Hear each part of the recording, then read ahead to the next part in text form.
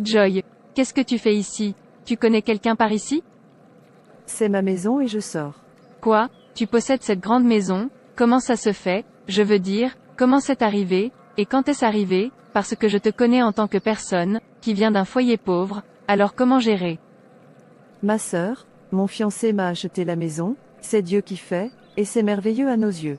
Tu as beaucoup de chance, de voir ce genre d'homme qui change ta vie immédiatement.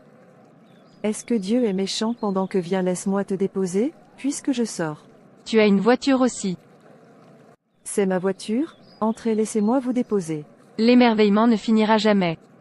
Allez allons-y.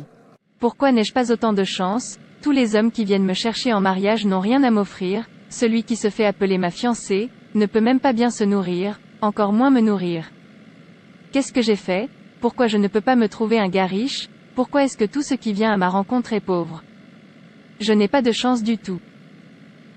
Arrête ça, pourquoi n'es-tu pas reconnaissant? Sois au moins heureux pour celui que tu vois. Pensez-vous que le destin est le même? Il y a des hommes qui sont destinés à avoir de l'argent après s'être installés, ces hommes se sont mariés sans rien, et avant que vous ne vous en rendiez compte, ils ont commencé à bien faire, et certains vont bien, et quand ils se sont installés et ont commencé à avoir des enfants, faisant beaucoup de dépenses, ils sont devenus pauvres, jusqu'à ce que Dieu leur montre à nouveau la grâce, mais en tout, non homme créé pour rester pauvre pour toujours, Dieu n'a créé personne pour être pauvre, mais il faut d'abord chercher Dieu, et il faut commencer quelque part. Un début d'une personne ne montre pas le sens de la personne, tout change, alors arrêtez de juger ou de rejeter à cause de l'état actuel, rien n'est permanent.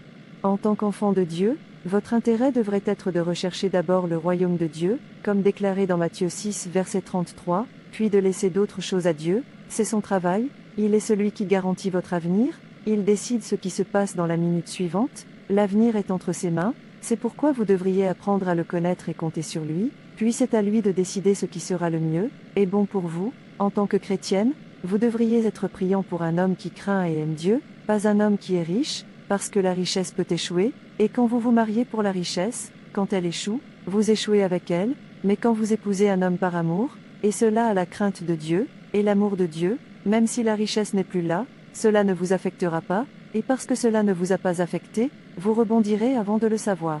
Donc ma sœur, les choses matérielles de ce monde ne sont rien, ce qui m'importe c'est d'avoir une maison pieuse, une maison craignant Dieu, une maison droite, une maison déterminée à faire le paradis, une maison qui aimera Dieu et tout ce qui concerne Dieu, parce qu'une famille qui n'a pas peur de Dieu, finira misérablement.